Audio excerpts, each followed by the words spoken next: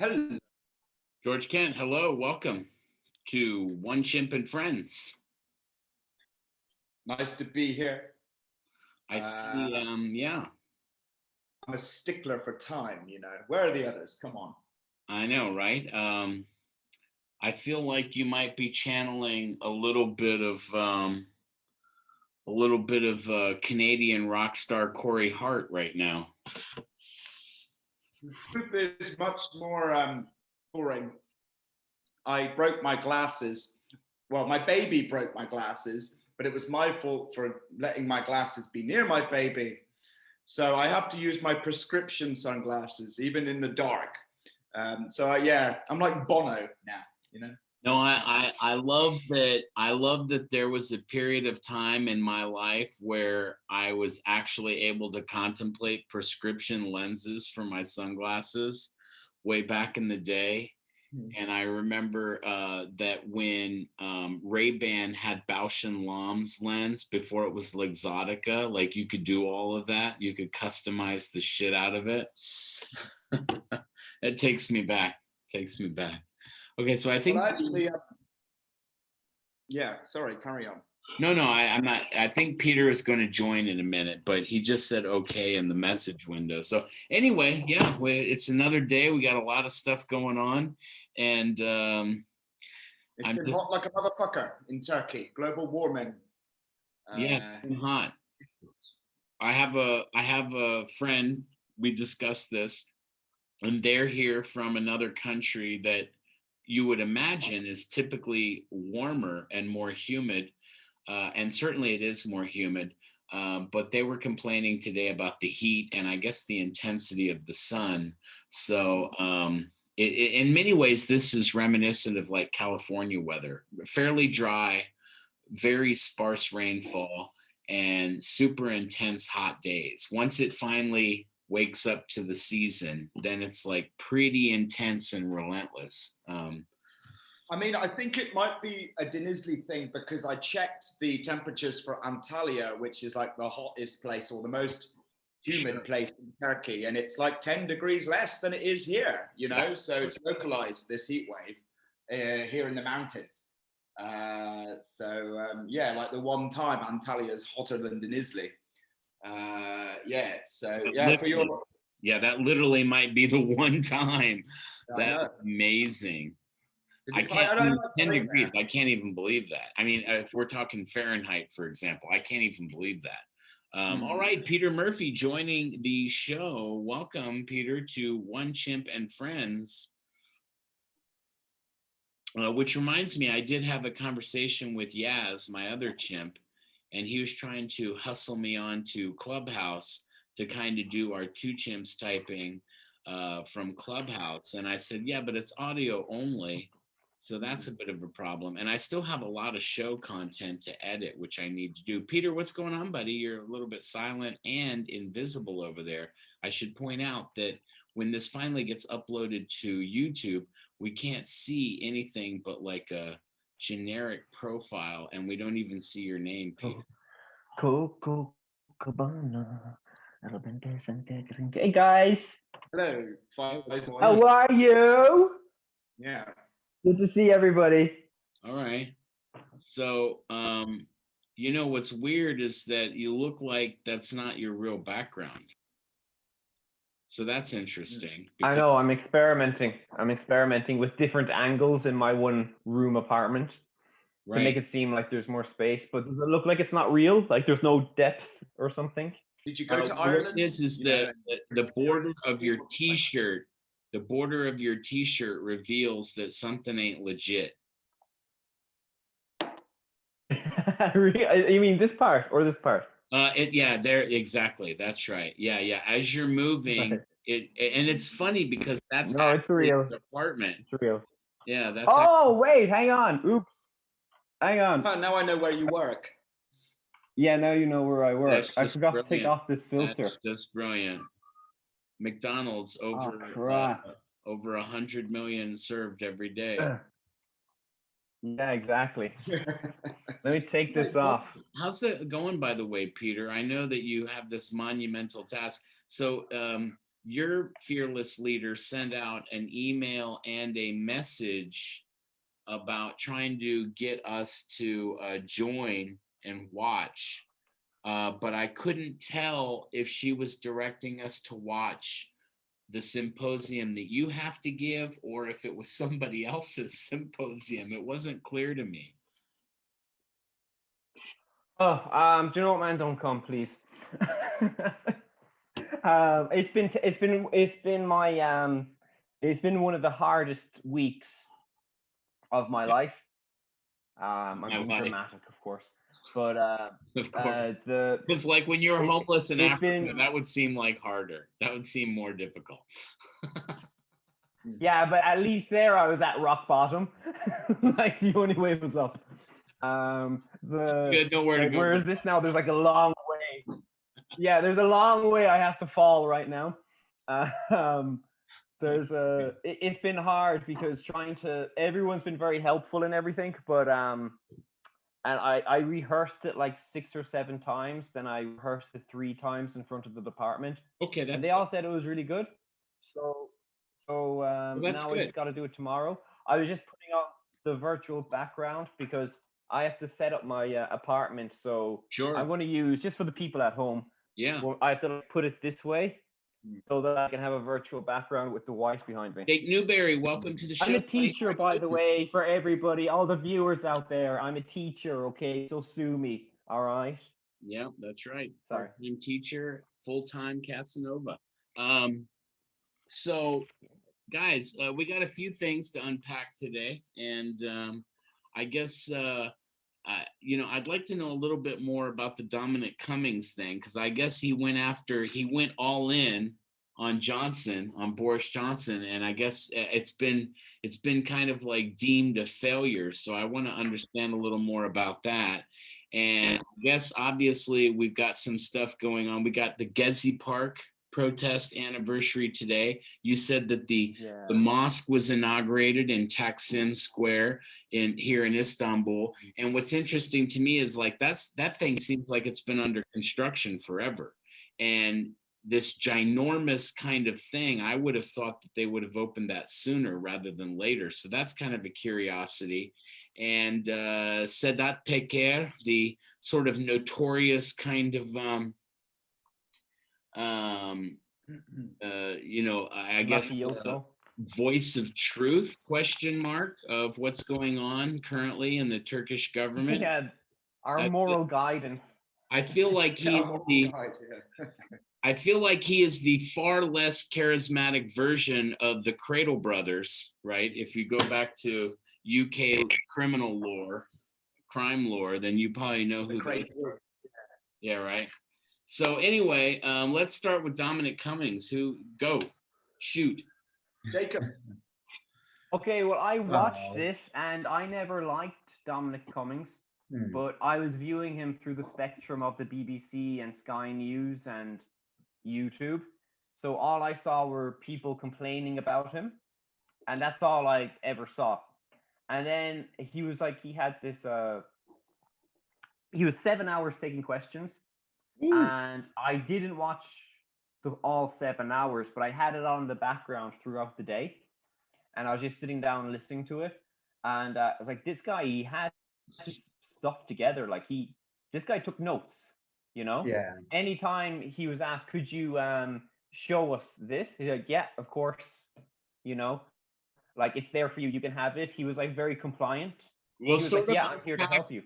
Unpack for people what it is that he had notes of. What was the thrust of his whole presentation? It's a coronavirus. It's how England dealt with the coronavirus and the lockdowns, right? And the NHS and stuff like that. So basically, maybe George, you should take this because I'm kind of okay. So Dominic Cummings was Boris Johnson's advisor, Spock's, if you will, and really, really helped him win that election in December 2019. Because he's a Brexit guy. He's an incredibly intelligent man. Yeah, that was very clever. He's a very clever man, and sort of small and bold, looks a bit like an alien. He's a very strange man, But yeah, and obviously Boris Johnson's first, after winning the election, he had a rough patch because the pandemic came to the UK, and the whole thing was mismanaged, worse than India. Like, it really was, because I'm sure India are still testing people. Dominic Cummings got the coronavirus. And then there was this thing where the whole country was in a lockdown, and he drove his family to some castle in Durham. And then sort of word got out about this. And then this time last year, he sat in the garden and had this press conference where he said, "Oh, I only drove there to test my eyes." Or it was the most ludicrous. It was just as hilarious as when Prince Andrew said he couldn't sweat. Yeah. Right. And nobody believed this. Right. Anyway, as we all expected, Dominic and Boris fell out, and now, I guess Dominic Cummings is trying to cleanse his soul. It's basically a continuation of this, isn't it? It's just basically a continuation of their fallout. Yeah, and he's just gonna, he's been pretty transparent, and he's saying, I can't believe like this country elected this man, which is like, that's incredible, really, because this time last year, the Cummings and Johnson machine, was, impenetrable seemingly, even after the stupid excuse he made for breaking lockdown rules. Jake, would you like to add a bit more? I suppose it's not, I mean, people are saying it's big news and everything, but what he's revealed, we've all known. Yeah. I mean, he called them liars. Knew that, you know what I mean? Like that's pretty evident. Did he talk about the herd immunity type theory and stuff? Yeah, he did. Yeah. The government completely denies this now. They say, "Oh no, we never wanted herd immunity."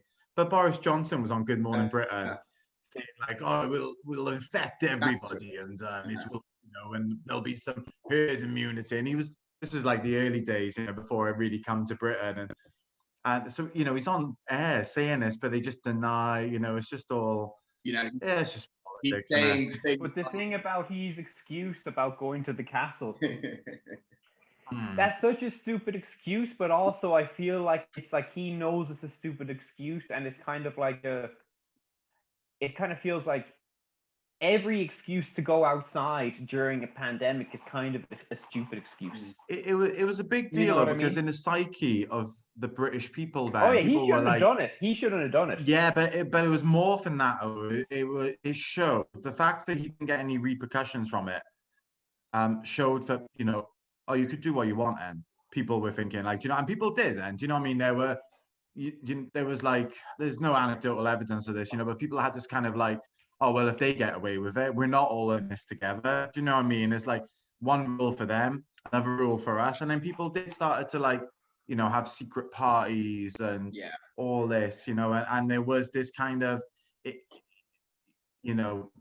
really did break down trust, I think, between people and the mission of, defeating the virus. And it's the same thing in Turkey, because, in March, there was this huge congress by the ruling party, and people from all corners of the country came to capital Ankara in the middle of the country in an indoor arena, I might add, so it's not even an outdoor arena for a congress. And then, the president was going to these mass funerals, like not mass funerals, a funeral with lots of people for important, an important funeral. That had a mass. That had a mass, of people, not mass funerals. And, after that, like, nobody gives a shit about the rules in Turkey. Like, there's people outside now when they shouldn't be walking around, like, this is it. You need to Oh, no, George, it's done. It's done. It's done to death. It's done to death. Yeah. But it's done. They can't do it anymore. They've missed their chance. These moments don't happen. The other example, Martin, I'm sure you know more about it, is the California governor. When he went to a house, he went to a fancy restaurant, didn't he, and stuff, and there's case in France as well, where high-up French people were going, go on. Whitmer, the governor of Michigan, so she was observed breaking the mask protocols, And so, you know, what she did was she came out and completely lifted or reversed the thing. So she's like, okay, so if I've broken the policy, not only am I willing to be a hypocrite for doing something that I've asked you guys not to do, but I'm going to go ahead and scrap the mandate.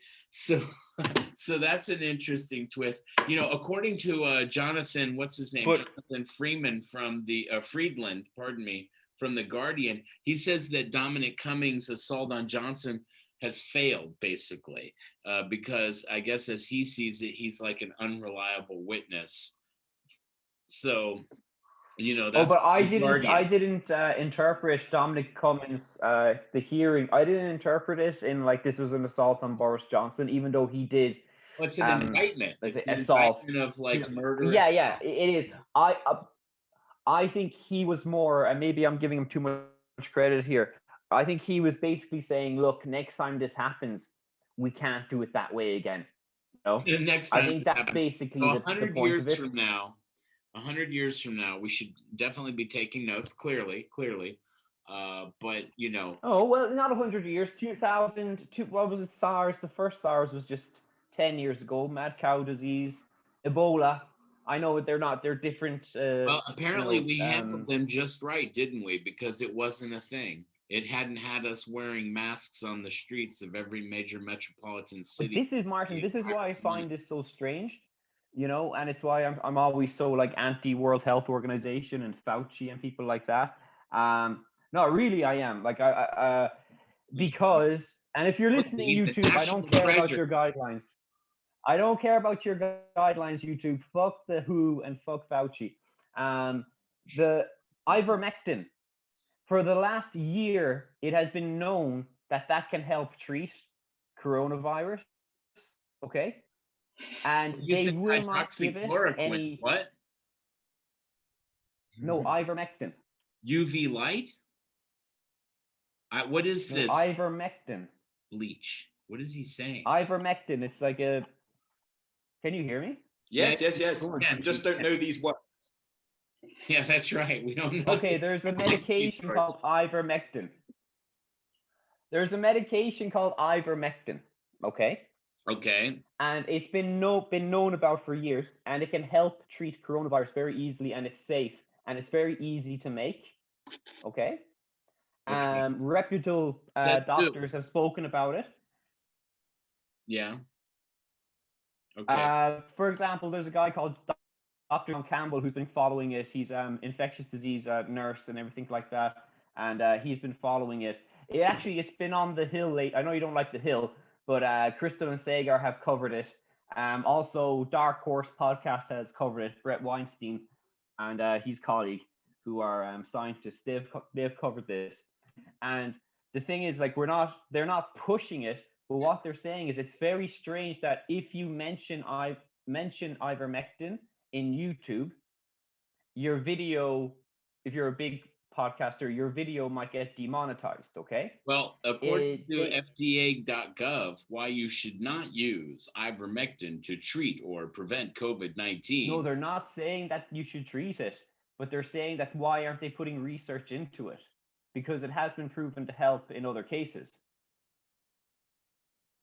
I guess that kind of sounds like hydroxychloroquine, right? Like, so there's some anecdotal evidence out there. No, the FDA has a whole thing on their website about why you should not use ivermectin to treat or prevent COVID. So I suspect... But I wouldn't listen to I wouldn't take ivermectin, but also I wouldn't trust them saying that, you know, we're just not going to look into it. But you had something, because they actually haven't. You had something today, Peter. What was it? Huh? You had something today, Peter. What was it? Oh, I had the Pfizer BioNTech. Yes, and which injection was it? Was it one or the second one? Yes. Second one. All right. So. Well, you covered now. I got the second one. How is Turkey's vaccine program going? Sorry? How is Turkey's vaccine program going?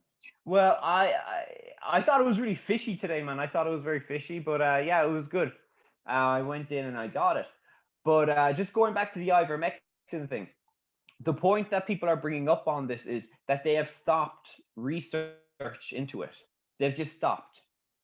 Okay, they want more research to go into it, but they won't put the funds into it at all because it's so easy to make. And one of the reasons they won't do the research into it is because you can't patent it, basically because you can't make money out of it. Is that because ivermectin is Anyone can somehow make it. some naturally occurring substance? Sorry?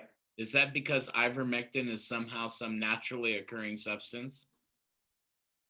I have no idea, man. But I just thought it's like very strange that like that was the excuse for a long time with like THC products like cannabinoids or cannabinol or the whatever exists with THC, that since the pharmaceutical companies couldn't patent it, they were working very hard to suppress its regulated use for different things, whether it was relieving ocular pressure, whether it was shrinking cancer cells in the lungs, whether it was helping epileptics deal with seizures. And it's worth pointing out, like, I'm pro-vaccine. Like I said, I got 2 of them. I got my little card now, so I'm one of the chosen people. You know, I'm going to Zion. Like, I'm totally for the vaccines, okay? But also, if this product is like super cheap and it can be made anywhere, like, why the F not? Just like make it, do some more research and see if it can help people, because India is like starving for treatment right now.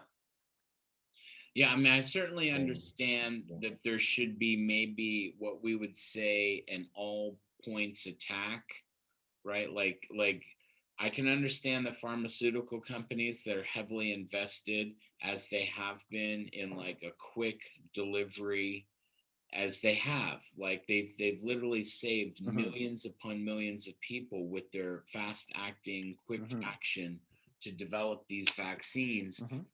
But I think, like you said, if we want to be humanitarian, purely humanitarian, then certainly if something is proven and it's inexpensive and there's quantities of it, then we should be getting it out to the third world or anybody that is in need of it. That's like my only point on it. Yeah, exactly. I'm not talking about bleach or anything. No, I think that, I know. I was just taking a piss. I think the thing is, like, it's all about efficacy, right? So, you know, anecdotal information don't mean shit to scientists. So that's the thing. Gezi Park, 8-year anniversary today. I remember where I was when it started. Yes. I remember where I was when it sort of went through its duration. I used to work just behind Gezi Park, behind the German embassy there in Gümüşsuyu. So I used to periodically walk through Gezi Park, and right at that time I had left the magazine and I had fucked off to Özdere, another little charming little beachside community, and I remember my colleagues, like, that I was with at the time, like making travel plans, you know, to be able to be both at work and in the protests. And then it became a little more convenient for us to be at the protests in Izmir, because I'm not sure if people realize it, but the protests spread outside of Taksim, you know, outside of Taksim Square, and sort of spread to other cities. Yeah, in the, you know, and in Izmir, it was just kind of like a rock festival. It just kind of turned into like a real rock festival setting. And, you know, I remember what was really popular at the time was people posing in photographs that they would later Photoshop in a burning bottle, a Molotov cocktail. So that was a popular thing for a while. I remember people with Guy Fawkes masks and or gas masks being banned from flying in any domestic airports in Turkey. So they would go through your baggage, and if you had like gas mask, goggles, protective eyewear, or like a Guy Fawkes mask, you were definitely not flying. Yeah, you were definitely not flying. Why would you put that in your hand luggage? Well, because if you're going to a protest, If you're going to a I protest, know, you need to be prepared. but it's like, Well, hey, honey, pack the nobody toothpaste imagined and that the there gas was mask. nobody no I mean, you know, but yeah, actually my partner Jihan, my colleague at the time in the organization, he was well prepared. He had the Guy Fawkes mask and he had the gas mask. And he's also one of those guys that took the Photoshop of him throwing a Molotov cocktail in Izmir.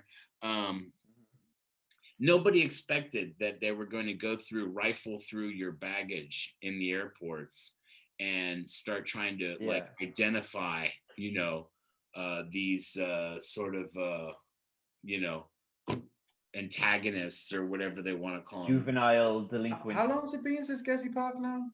It's 2013. 8 years, yeah. Like that kicked off right when like I arrived in Turkey. Oh, was it? Yeah. Yeah, that kicked off right when I left the magazine to start a nonprofit and kind of fucked off out of the city. And I was only coming back infrequently. And I remember sort of kicking myself like, this is the time I had to move to a different city. This is the time. Because I wanted to kind of be part of that whole thing. But, you know, at the same time, between 2012 and the summer of 2013, when Gezi kicked off, it was amazing how quickly the progressive people got a sense of what they were really getting with the leader. Like we knew all along what he stood for because he said what he stood for. We did.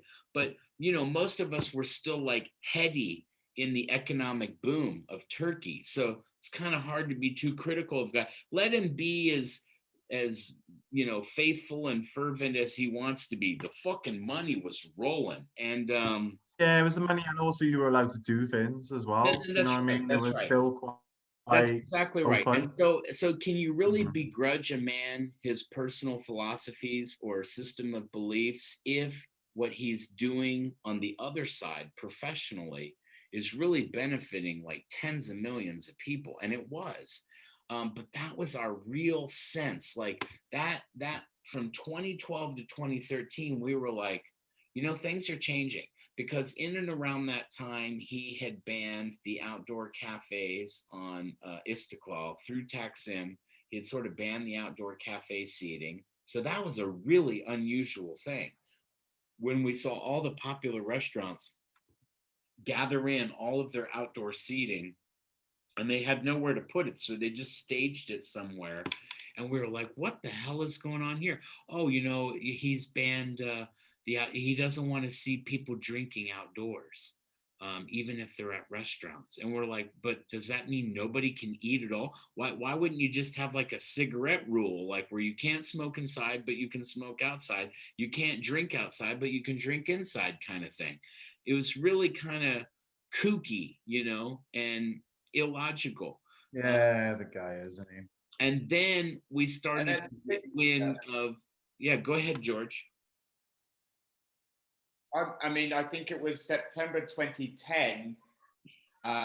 Turkey had a referendum about changing the constitution, you know, about the president picking members of the judiciary. And it was certainly after that the creeping authoritarianism started coming in. And it was like Martin said, it was just starting to be noticed with these little things, you know, around 2011, 2012, right? So, but compare that to now, it seems like, you know, the Turkey of Gezi, you know, the amount of freedoms people had 8 years ago in Gezi compared to now, Turkey was like Norway compared to right now. Yeah, and the economy was good as well. I mean, have you seen the lira today? Oh man, don't talk to me about the lira. You know, I was talking to my old man about this.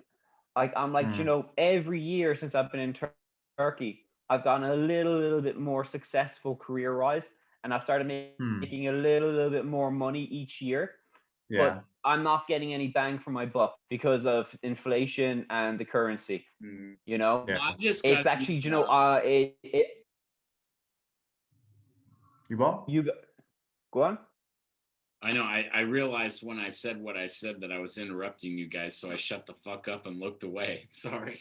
No, no, I thought you said you got a new job or something. I do. I have a new job. I'm working with my old colleague at the magazine who just started her own agency in Switzerland, and so now I'm working with her, and I'm really excited about that because what Peter talked about, like doing more things and kind of up in his game, and that's kind of this is kind of the thing we have to do, right?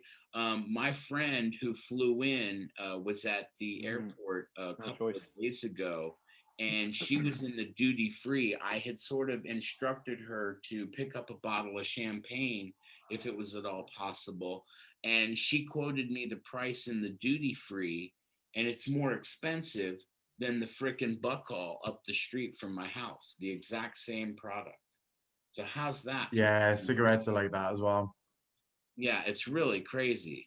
I gotta say this though, it's like if I don't know what I would do if I only had one thing going.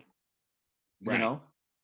Like I don't know if I'd be able to go home or anything like that. Like forget about beer and stupid stuff like that. I mean, just like I don't even know like if I'd be able to afford to go home. Like with the way things are with this economy right now. Like I was talking to a friend. I was talking to friends, Turkish friends. Like I'm saying, oh yeah, did you get your vaccine passport? And I'm like, yeah. Make sure you put in your passport number, and you'll have your little vaccine passport. All of them saying we don't have passports. And I'm like, what? You know? And I know maybe that's normal in Turkey or even America because it's basically a continent for a lot of people not to have passport. But for me, coming from an island, like in Ireland, I'm like, everyone has a passport, so you can get the F out of there. It was just so strange. I just let it be because it's really sad to see people who work so hard say there's no point in me getting a passport because I'm not even going to go on a holiday to Greece, even though it's right next door, because the euro is going to completely rape us. Because the visas as well, visas are absolutely ridiculous. Do you know what? You look back, I think Turkey would have been much better off if it was in the European Union now. Well, I know it's easy to say hindsight, isn't it? Do you know what I mean? But they wouldn't be having... Never again. It wouldn't be as bad as it is now. You look at Bulgaria, right? Bulgaria is next door to Turkey, and it's so stupid, right? An illiterate farmer in Bulgaria could just get on a plane and fuck off to Germany or France, whereas like a Turkish doctor who earns like, X amount of money a year, who's got a PhD, who's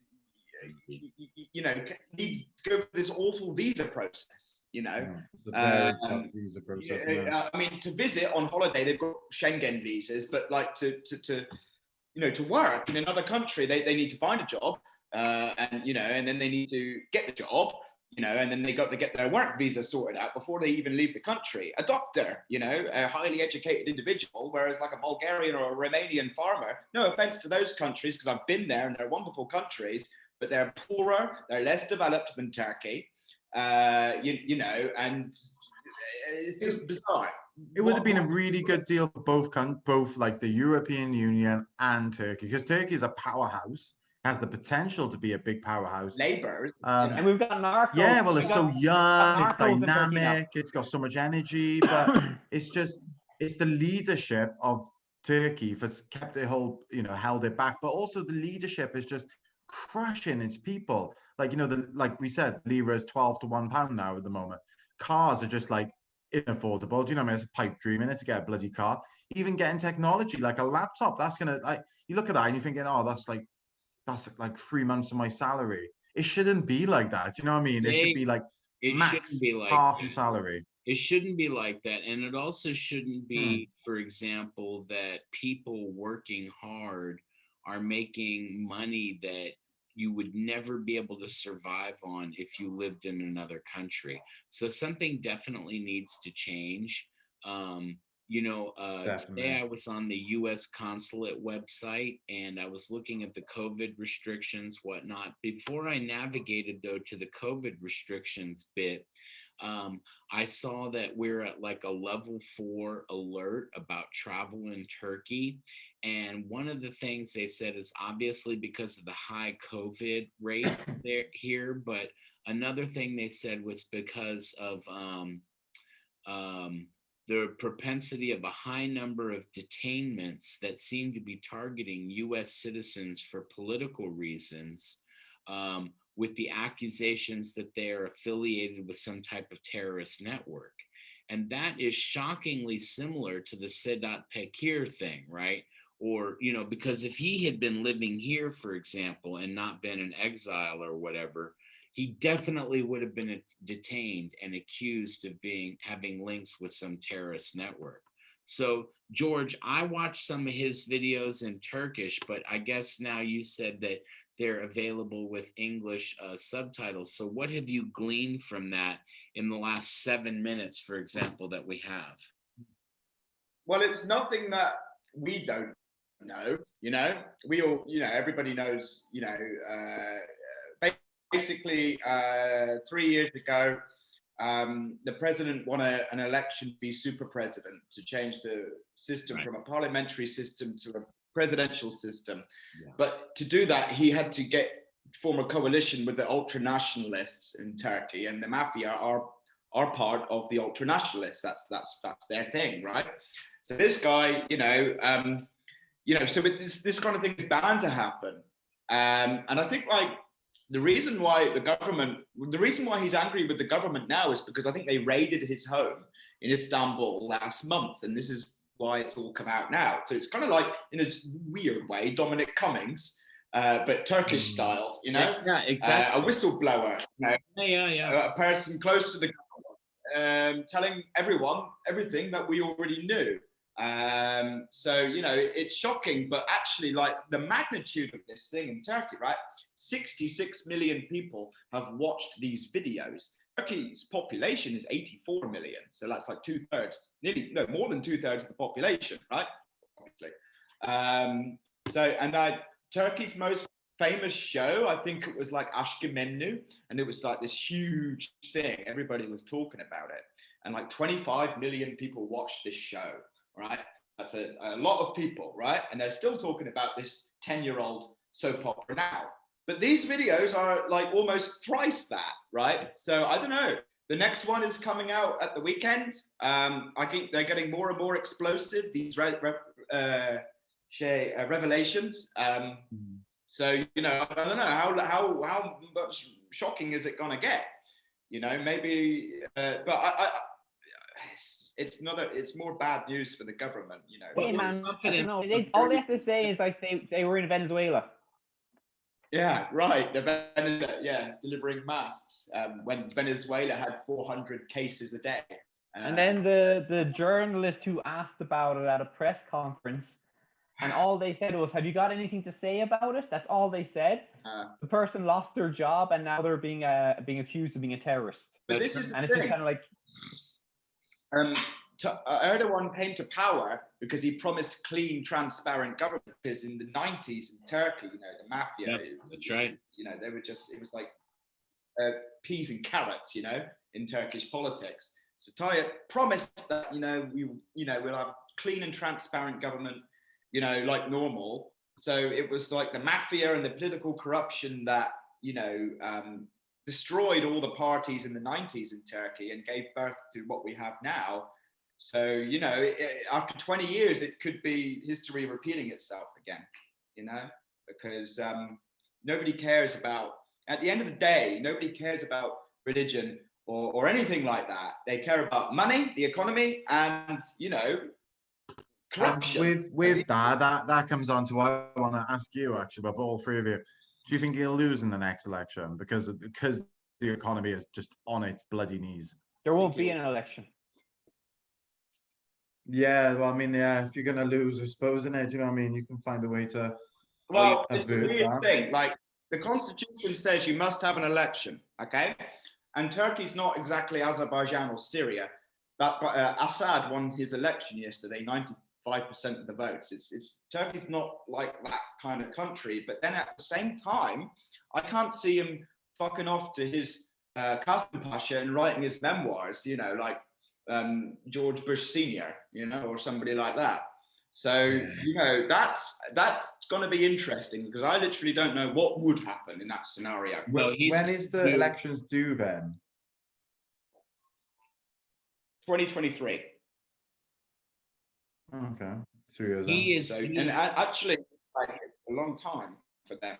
Come on, Martin. Yeah, he's 100% committed to being the president of the Republic of Turkey in the centennial 2023. Nothing is going to change that unless God takes his life. That is a fact. And what Peter said, he will 100% suspend the election to maintain his grip on power. Even if he has to die a day after, he doesn't give a fuck. He will make sure that there's some policy that puts his face on all of Turkish currency, that replaces his bust with Mustafa Kemal Ataturk's bust. I'm serious. This is what he has become. Yeah, you're right. And so he does have the power in the Constitution to suspend a scheduled election. He absolutely has that power. Because he has the executive authority to change anything he wants to. That's what he managed to get when he got the new constitution, was the power to make mandates that are extrajudicial. And he will 100% do that unless his cancer comes back or God takes him to paradise. 100%. Which or unless he looks like he's going to win. We don't want that to happen. We don't want any of these things to happen. All we want is a nice, free and fair election and everyone to have good health, because we're all too pretty for prison, boys. We're too pretty for prison. Like Irish guys, we're less than a minute. I want to just get the thank yous out of the way. Thank you, Jake from Wales, and George from Chaibasha, and Peter from Canicula, and hell, why not? I'll thank myself from Injalipinar for a special episode of One Chimp and Friends. There's still so much more I'd love to talk about, but Peter's got this chain hanging around his neck of some symposium he has to do tomorrow, so he still's got to stand in front of the mirror and test his shit. Hey, Peter, why don't you drag a razor across your face? That would be good, because you're looking. Yes, that's like the hardest part of shaving. You're looking kind of Gilligan's Island right now, if I'm honest. Me too. Sorry. It's the vaccine, man. It's the side effects. Okay, they make you hairy. We doing bonus episodes? I would love to, but I just don't know about Peter. I'll bone your episode. What was that? Okay, I'll stay for another one. I'll do another one. I'm not leaving. I'm not fucking leaving.